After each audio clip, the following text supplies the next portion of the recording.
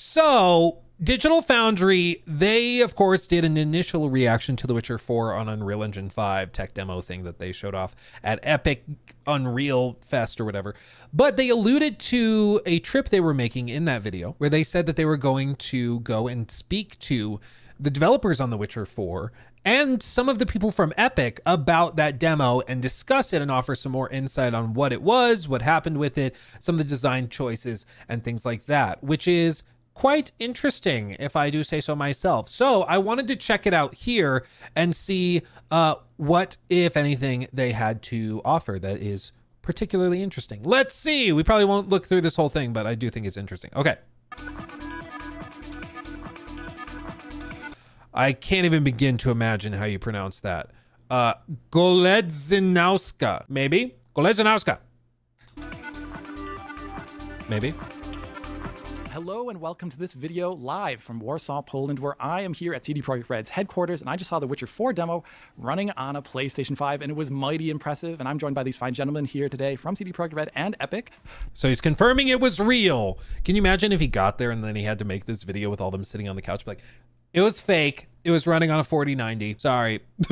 Can you imagine how awkward that would be? That's why I was like, it's got to be real. I don't think they could just like lie and say that it's not.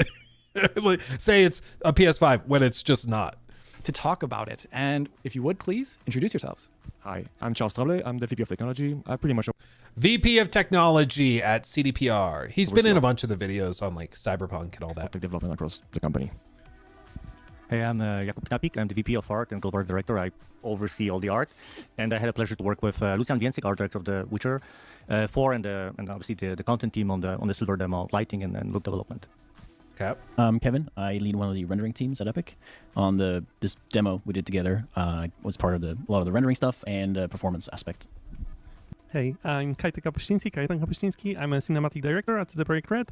I was responsible for directing scenes and whole flow of this technical demo that you've seen, and also I was the one playing it live in Orlando during Unreal Fest. Playing it live. Ooh. Love that. I've kind of forgot that they showed the controller, but I also was like, is that fake? Like, is it like press a button to start, just hold the controller? But no, he said he played it live. Okay.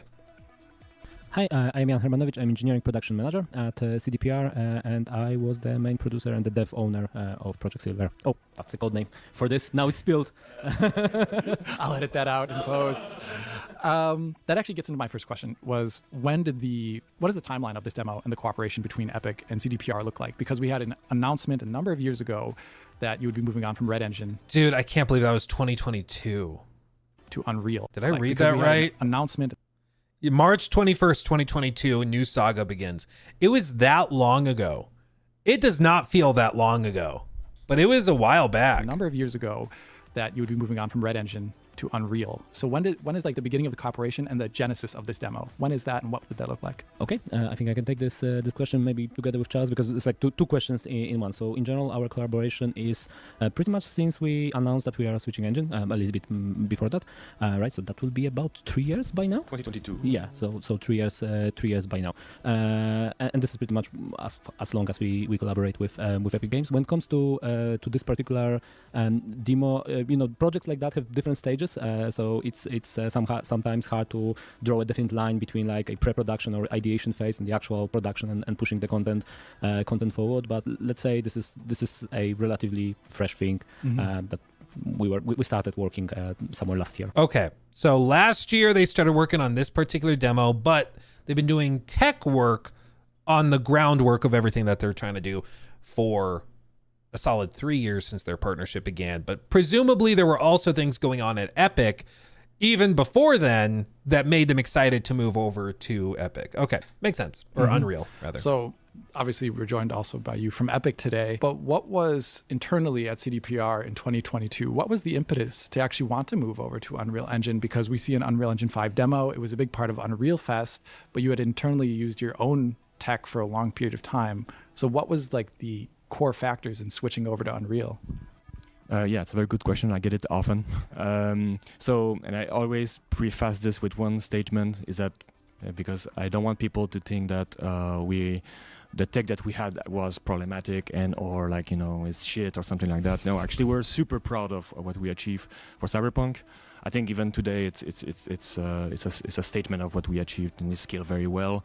But that being said, when we started the new project, The Witcher, the company, we wanted to be more as a multi production company, and our technology was not very well made for that. It was, you know, one project at a time, and then you just, you know, put the gameplay down and then you move on. Not very well made to have multi-project in the same time. And this is something I've heard from a lot of companies, actually. Like, you remember we read that article about Haven, which is the team behind Fair Game $, and they were founded by a bunch of former Google employees, actually, Google engineers and stuff. And the Google team, what they said about their tool set and what excited them about Fair Games was that they had specifically built out cloud like infrastructure for their engines. And when Mark Cerny went in and like actually like decided, okay, we're gonna buy you guys out and do all of that, because Mark Cerny was in a lot of it. If we go Haven Studios, let me show you. They have their like PR page. If we go there somewhere, blog, I think it was. It's been a minute since we looked at it. But if we go back, you can see, yeah, Haven's official launch event. When they launched the studio, they had Jade Raymond, who has left the company. Remember that. No longer there. And Mark Cerny. I'm not actually sure who the other guy is. Leon O'Reilly. I'm not sure who Leon is. But they had Jade, who has since been booted out, and this guy who I don't recall, I'm guessing head of the studio or something, and Mark Cerny. And the reason that this is significant is because Mark apparently was one of the reasons that they decided to go with this, and they founded the studio in this way with these people because they thought they had a lot of potential on the technological side of things. With cloud development, with the ability to work on multiple projects at the same time, with the ability to work internationally and globally with a bunch of different teams all contributing to the same thing in real time.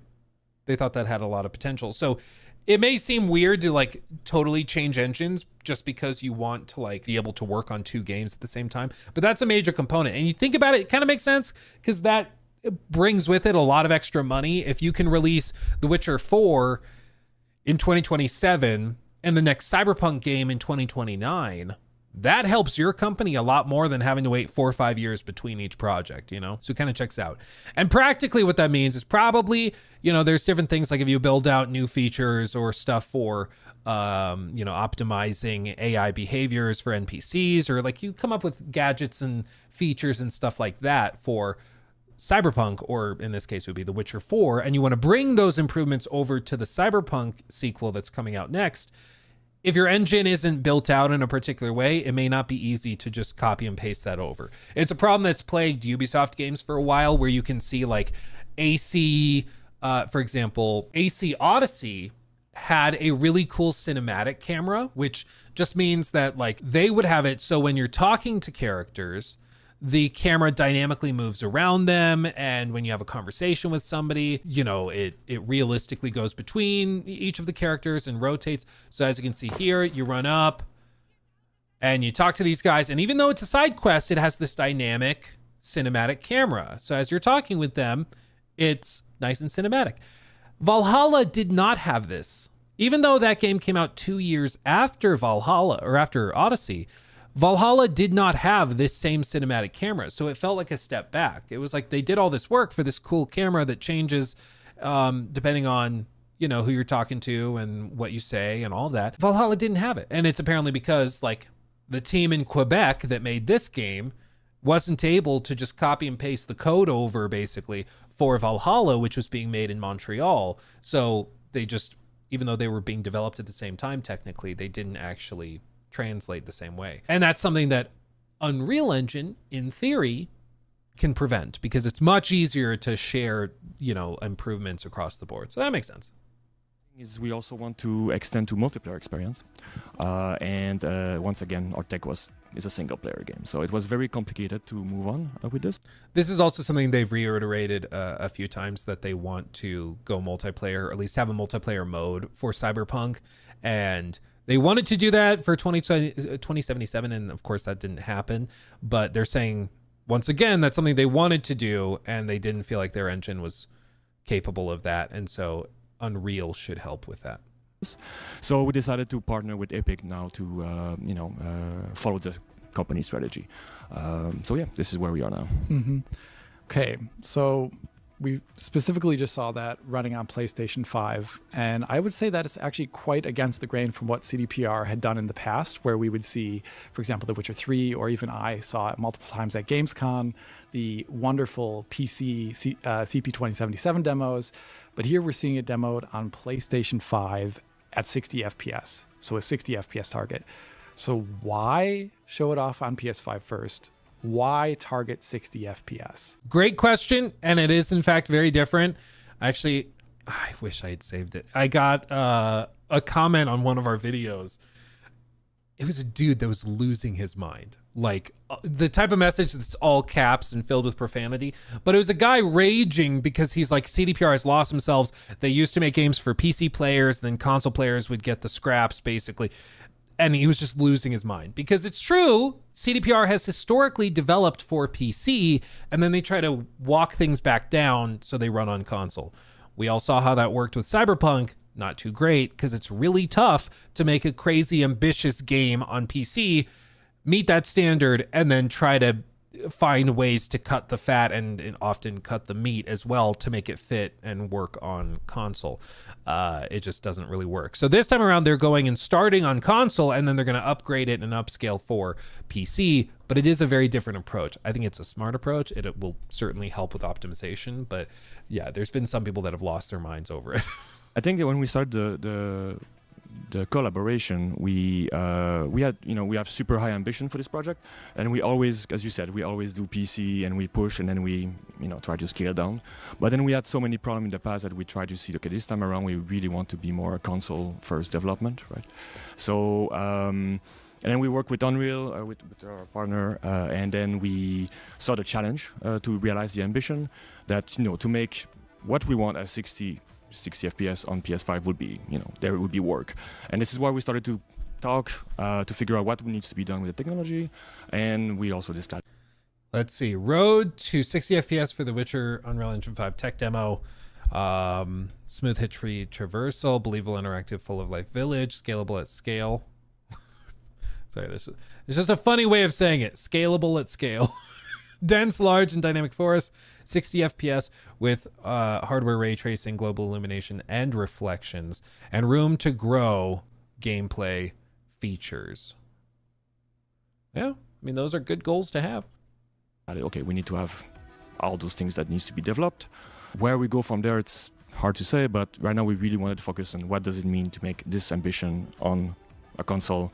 And we have all our other projects at 60 FPS, and we really wanted to also to aim for 60 FPS once again, and not go back to 30 FPS or something like that. Yeah, and it was a mutually shared ambition together with Epic, right? So when we started talking about it, that I think that was literally like the first pillar we established together, that this is gonna be a console 60 FPS no demo. fake console 60 FPS, fit in memory, Constrained by platform, pretty much. Yeah, it was a really good opportunity for the engine as well to, use this as a demo and really showcase that 60 FPS on a base console is totally achievable with all the features that we have. Yeah, that's quite different than the Matrix demo, for example, which was targeting 30 FPS and was the last time we saw, at least on the console side of things, a hardware ray tracing demo from Epic itself. But still, you're talking about 60 FPS versus 30. That's a whole bunch of frame time. Do you see this as a challenge or a limitation? Like, how do you view it? Because strictly adhering to that in an open world it's a mighty big challenge. Like, how do you view it? Yeah, so I think that at this stage we are perfectly aware that we still have a lot of work ahead of us, right? So this is a tech demo. There is not the whole gameplay loop is implemented. There's no combat. There's a lot of things that doesn't work. But still, the ambition is set. So this is where we want to aim, and we'll be damned if we don't try to get this game in performance. It's too early to say, if we manage to nail it, but we'll work as hard as we can to make it for sure.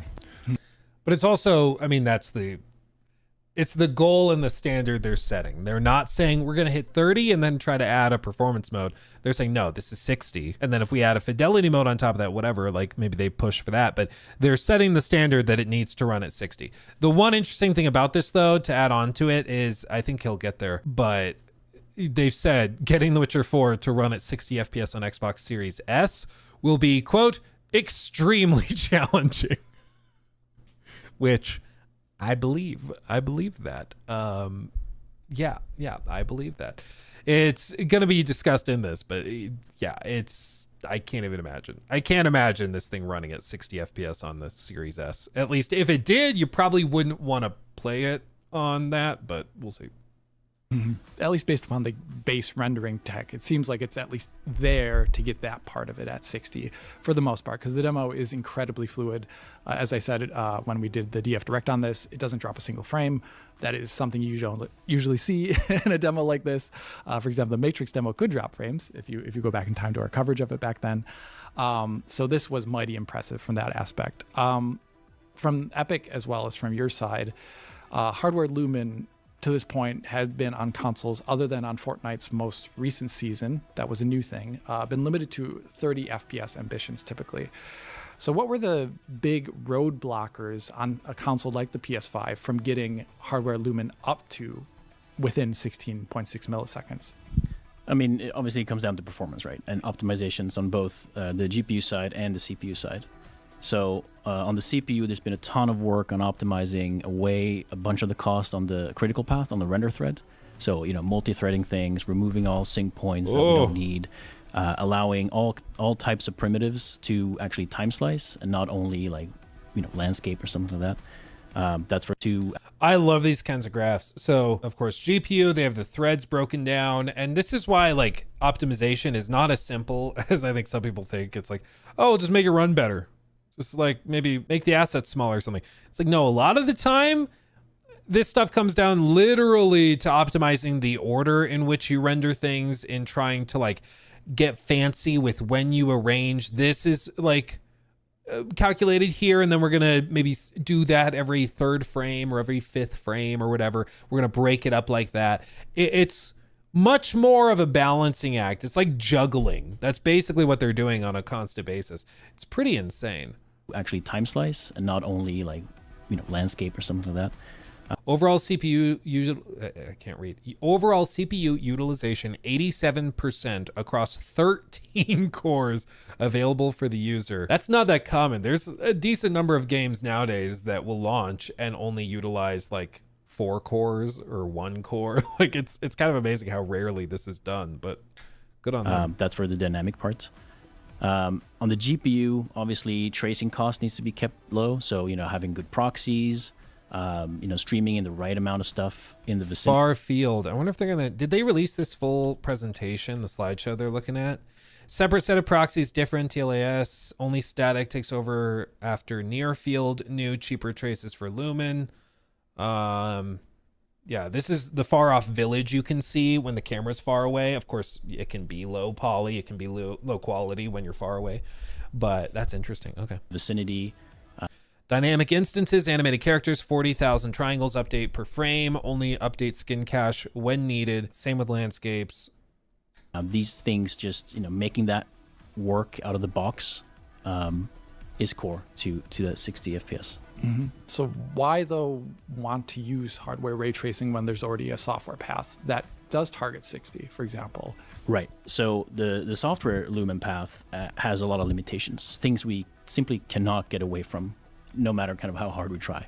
The distance field approximation or the representation is effectively static, right? And the more dynamic worlds we build, we want that to also be part of the ray tracing scene. So using hardware ray tracing for that much better. Quality-wise, we can get a much better representation with ray tracing than we can with distance fields. So it's generally, it is also kind of the future. We see that in hardware coming out as well, that we're going to focus on that. We see that in hardware coming out. What does he know? What does he know? He's probably just talking about the Switch 2 and like, basic stuff that's out right now. But you better believe that companies like Epic, they are getting the earliest of the earliest knowledge of what the next generation of consoles is going to be built around and use. And so they can optimize for it and build stuff out for it. So, I mean, you never know. You got to pay attention when these guys allude to, we're seeing that on the upcoming hardware side of things. You got to pay attention. You got to pay attention because you never know. My icing, thank you for that one. Hey, just got to say, thank you very much for hours of enjoyment and highs and lows in life. Your vids have been a place of solace and fun info source for years. Thank you, my friend. I'm glad to have you. I'm glad you're here. I'm glad that I could provide something moderately entertaining for you. I'm glad to have you here. Thank you, my friend. Thank you. So we are focusing on hardware Lumen for sure, and consider software Lumen to be hopefully a thing of the past. Mm-hmm. And also, Yeah, I mean, Software Lumen kind of sucked. I don't know anybody who liked it. It was pretty terrible. So fair play. I think if I may add, there's like looking from the Witcher point of view, this game will have dynamic day-night cycle. So when you look at it from this point of view, you need to secure the environments lighting-wise for all light angles, and it's an open-world game. So you need to make sure that the way you make content will work and it will not light leak in all those situations. Hardware ray traced Lumen is just much better for securing your walls to not leak Lumen inside, or just like Kevin said, you actually can move trees and have a proper occlusion. So for us, it was like, okay, if we would go with software, we would have a lot of limitations, that's one, but it's a different way of how you set up the environment, like from the content point of view for both modes, and that will actually kill us from the production point of view. It also, I mean, it just saves so much freaking time. That's one thing. I was talking to a guy that's working on an indie game in Unreal, and he was saying that like the biggest thing for ray tracing, he's like, it's not even really necessary for our project, which I can't really go into detail on, but it's basically a project that if they wanted to go traditional, they could probably go traditional with just like rasterized stuff, but they're going ray traced with like as their standard for performance and standard for lighting, because it just makes everything so much easier, because you in many cases can just drag and drop stuff and it will look about right, and maybe a little tweaking here and there is needed. But when you're doing some more of these like more traditional lighting techniques, it's way more difficult, because like you said, you got to worry about light leaking. You got to make sure that each individual like maybe building that's being lit separately from the outside, from the rest of the environment, that there can't be light leaking. You have to worry about when the characters are transitioning between the two locations. That can cause problems. So it can just help speed things up. So looking from this, Which translation, money. Time is money. When you have to give your team an extra week to light an environment because they're running into problems with all sorts of weird artifacting and stuff, that's money. And if you can just flip the switch, ray trace it, whatever, and it works, yeah, that's way easier. Saves you lots of cash money. this point of view, there was just one big challenge. We just need to do it on the tech side, because it would literally kill us on the production side later on. Otherwise, we'd have to change the design of the game. Yeah, I think actually that's a pretty good point. If you do software Lumen on one platform, but you intend on scaling that up to hardware Lumen on another platform, like working with both is problematic. Like you want to have the one representation. It's much better. Ew! Gross! Look at that. Seriously, software Lumen. Bleh. Just not great, dude. Better. Yeah, I mean, This is niche, but it's like if you ever rendered a video with your CPU instead of GPU. It works, but damn, dude, it's basically unusable. Like, you can technically do it, but using the GPU, way, way, way better, way more efficient, just night and day. In this case, quality is also reflective, whereas in like rendering a video, it turns out the same. But yeah, man, ugh. it's as much as it would be great because we love to see hardware utilized everywhere, you're kind of locked into something from a QA perspective, an artistic perspective. You can't just be doing everything as much as it would be great. But from your perspective, primarily coming from the tech artist direction, what is it like to work on a title then in the future where you have access to real-time global illumination and real-time reflections for the first time? Because in Cyberpunk you had that, but it was only on the PC SKU primarily. And here it's going to be the baseline, presumably. Yeah. So like, what is that like from your perspective?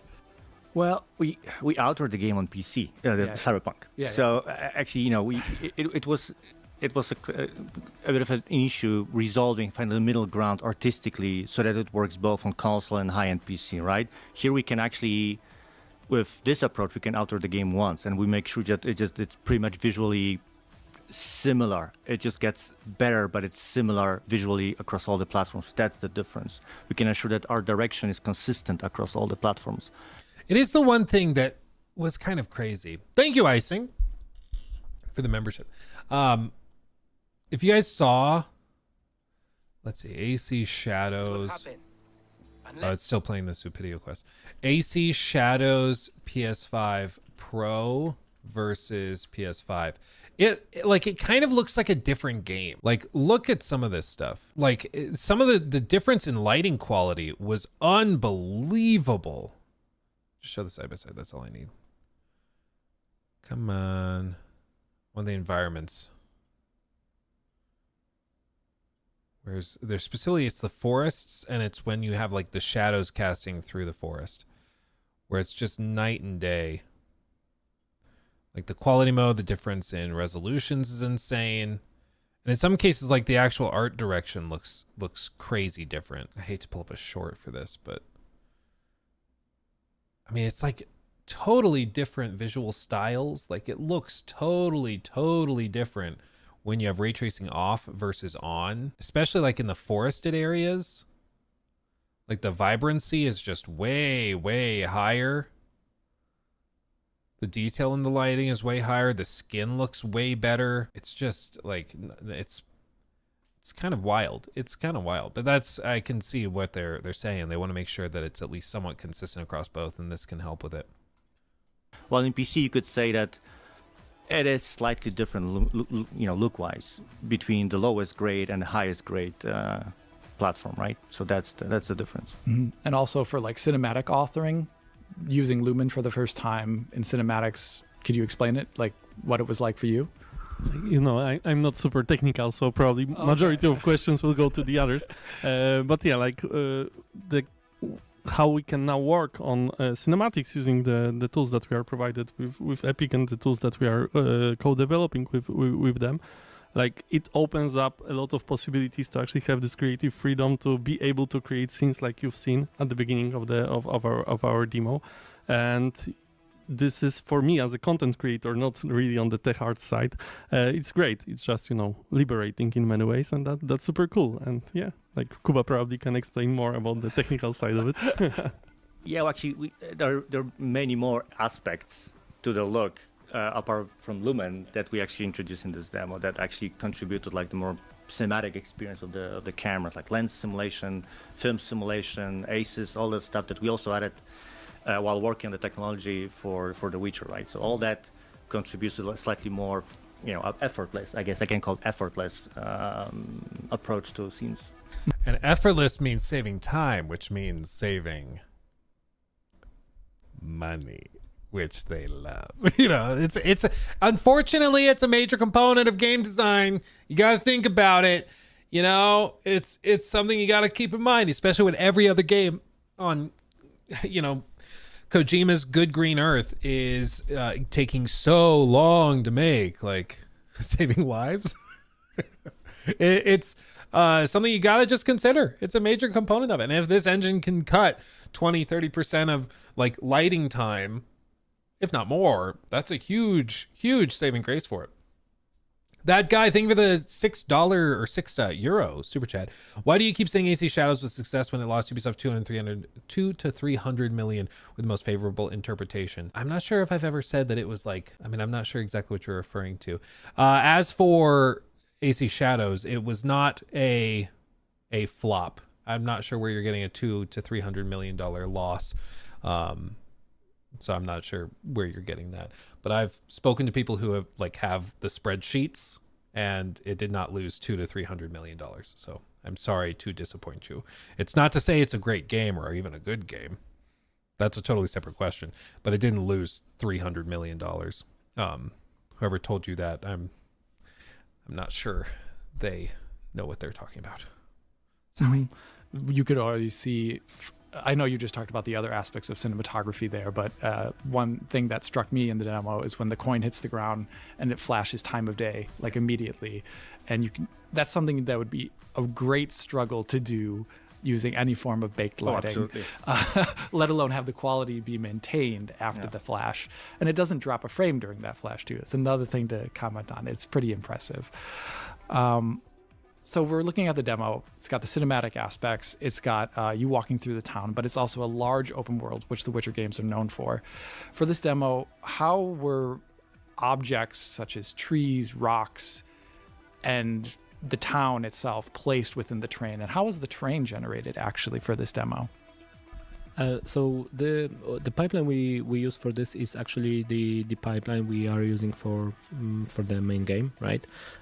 So there's a little bit of let's say there's ideation and then the actual landscape creation within DCC tools. So we do the first pass outside of engine, and then we import that height map for the landscape into the engine, and then we do the rest of the sculpting actually in Unreal Engine there. So this is purely when it comes to the terrain layer, right? Of course, the final picture that you see is a layered picture. So on top of the landscape itself, there is plenty of meshes. There is some additional rock formations. There's trees and all that stuff. There is a procedural PCG layer, pretty much, right?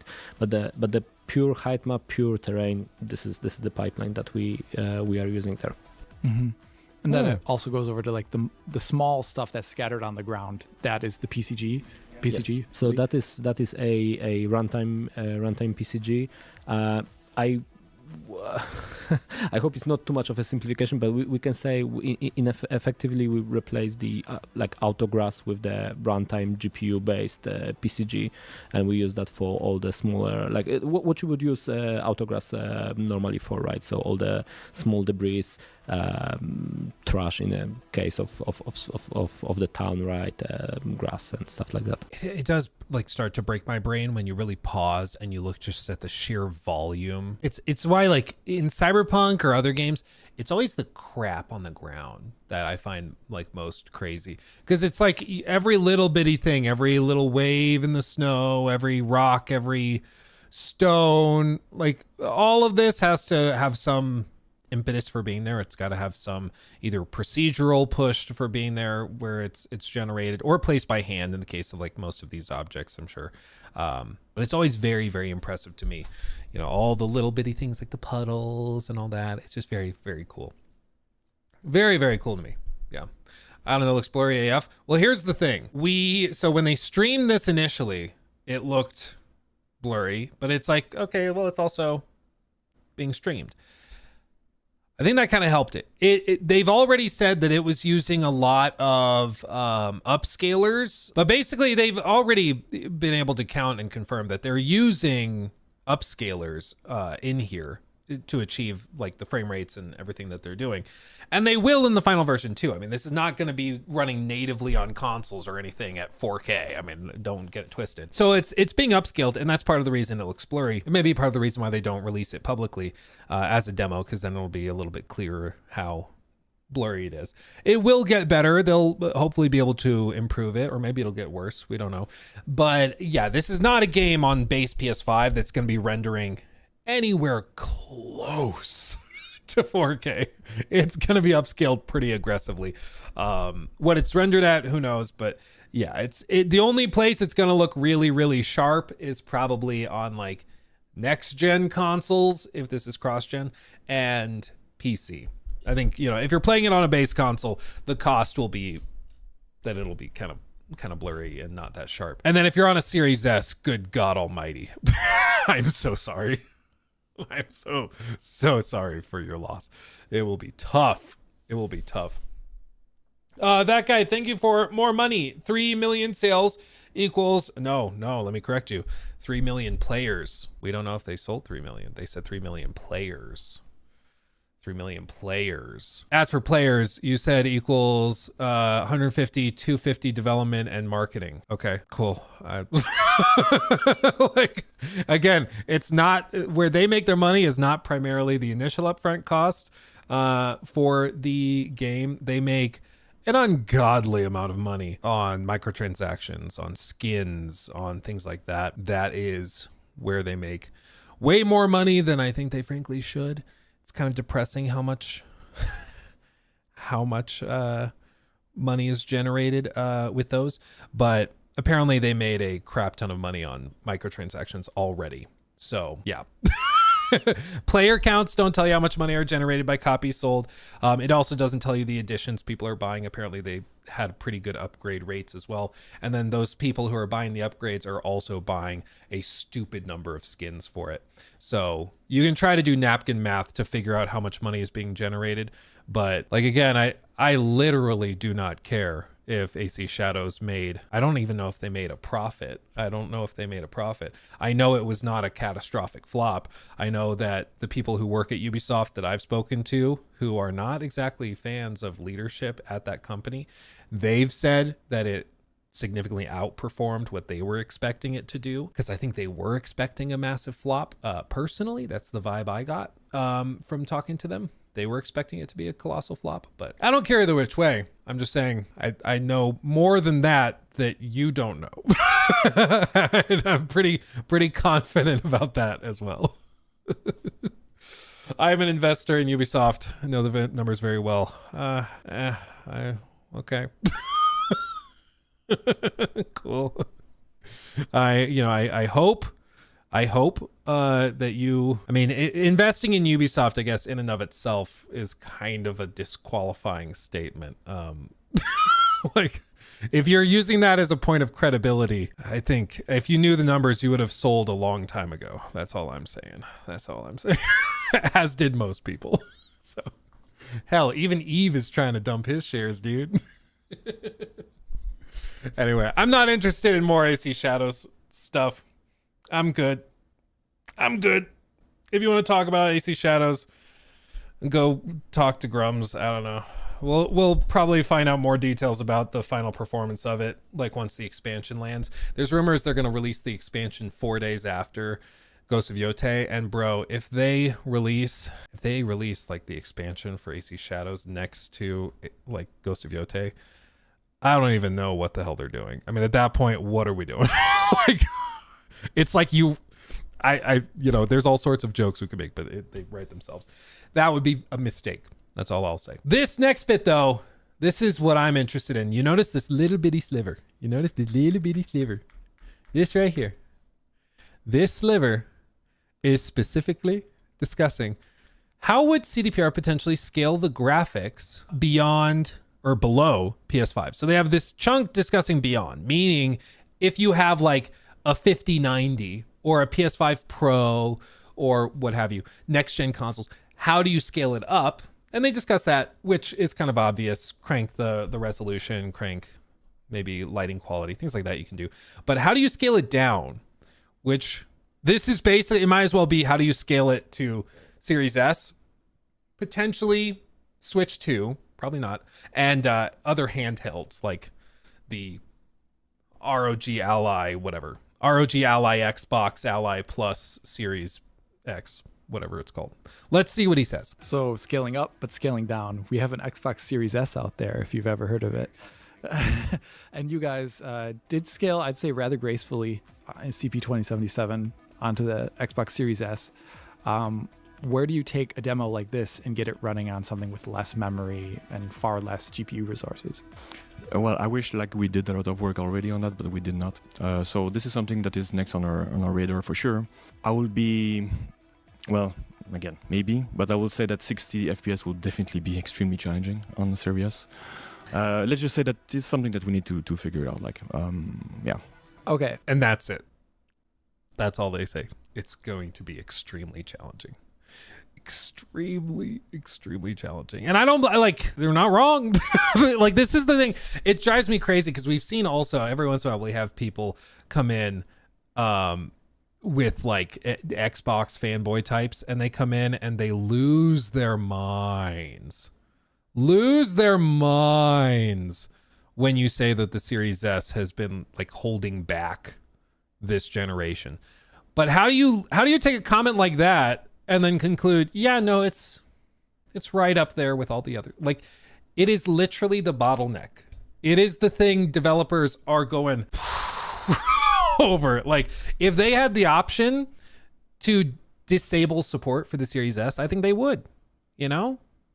I think they would. And we saw it with other games like, was it Black Myth? No, it was Baldur's Gate 3. Baldur's Gate 3, they didn't launch on Xbox initially because they couldn't get it working with all of its features on the Series S. And the policy for the Xbox platform is that your game has to basically be the same game on both consoles, on the X and the S.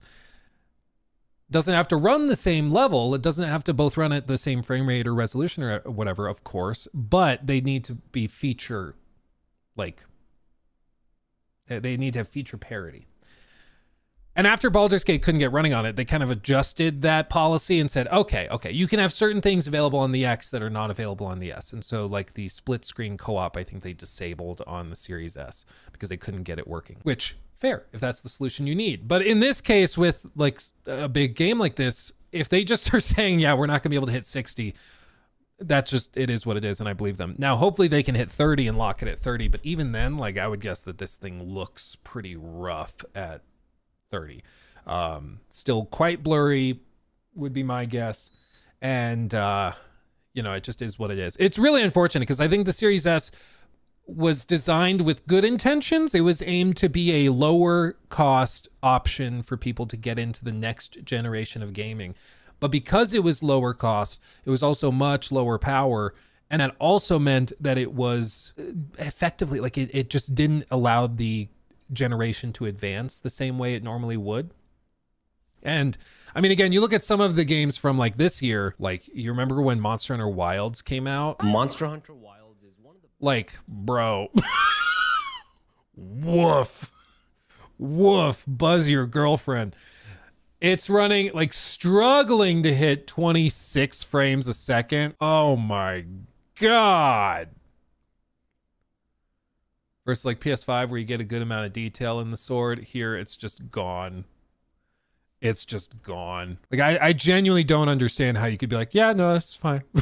Like, the resolution is way lower and it's still struggling to hit anything close to 30.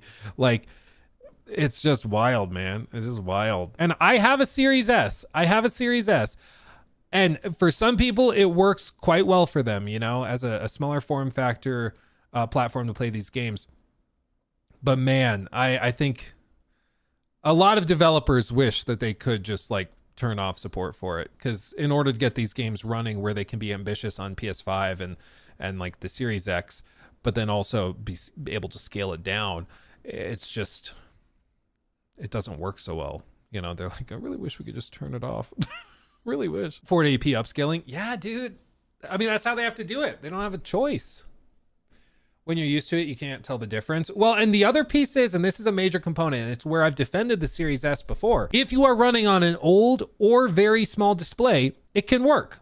It's a great device for that. Like I don't have it down here. I have it upstairs. When I went on vacation in December, I brought the Series S to film, funnily enough, the last Suicide Squad video that we did with this, like, whatever season 4 or chapter 4 update with the last playable character. And so I brought the Series S with me to Universal Studios, brought it to my hotel and everything. And they have cool attachments for it. I can't remember if it's this or one that looks like it, but it's basically this. And it's like a 1080p screen that you plug into the back of the console. This is what it looks like, but it plugs into the USB port and the HDMI and the power and everything. And then it like locks into the back of the console. So it basically turns the console into a weirdly thick laptop, but you can take it with you, and then it's got a built-in screen. And it's only, I mean, it's, again, the size of the Series S, so it's quite small. It's only like that big, but it's 1080p, which is all you need for the Series S. And it honestly works pretty good.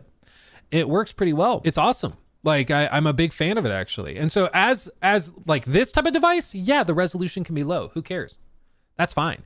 It's if you have the Series S plugged into like a 65-inch TV, that's when you're in trouble. That's when you got problems. So I just think it really depends on screen size. You know, size does matter. Sorry, guys. Sorry, hate to break it to you. But yeah, in this case, I think size matters. And for the Series S, if it's a small screen or like a portable screen or something like that, you're fine. If it's a smaller, like 30 to 40 inch TV and it's 1080p and you're a little further away, it's fine. But if you're going to try to like set up the Series S on a big 75 inch screen, it'll be obvious, it'll be obvious. Bro, size matters. Not what my wife says, but whatever. It's also, the Series S gets freaking hot, dude. HAWT. Like this thing pumps out the hot air straight up. It's actually kind of crazy. Like I remember being in the hotel room and the AC was blasting because I like the AC blasting. And my hands got a little cold at one point and I literally held them over the vent, this black vent, and it warmed my hands up quite quickly. Because it's just like a little space heater. It really is. It's crazy. If it gets hot, tell me how size matters. 34-inch 4K is good. Depends on how close you're sitting. If it's for a monitor, yeah, 4K is good for a 32-inch monitor. 4K is good for a 27-inch monitor. But you can get away with 1440p for a 27-inch monitor. That's fine. But for a TV, like if it's sat 6 feet away from you, 10 feet away from you, then no, you don't need 4K. Like, get out of here. Get out of here. He took my thing.